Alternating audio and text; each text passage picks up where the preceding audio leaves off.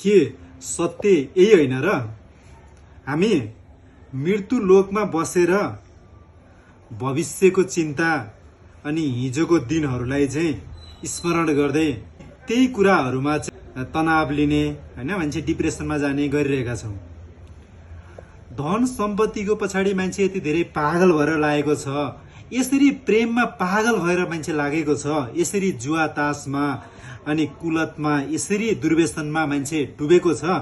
अनि भोलिको दिनलाई, भोलिको लागि मान्छेले गरिरहेको छ, जे गरिरहेको छ भोलिको लागि गरिरहेको छ।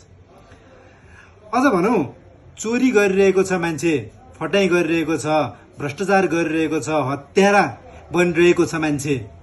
दिन प्रतिदिन मान्छे नराम्रो मार्गमा लागेर कसरी हुन्छ धन सम्पत्ति जुटाउन लागिरहेको छ मान्छे।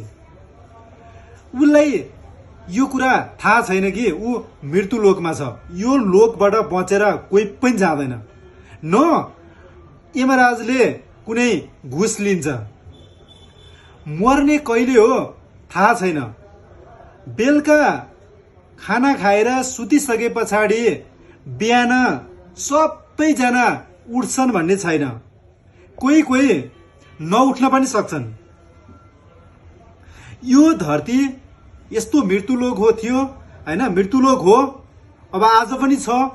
राम भगवानको जन्म भयो मरे, कृष्ण भगवानको जन्म भयो मरे, गौतम बुद्ध जन्मिए 2500 वर्ष अगाडि मरे।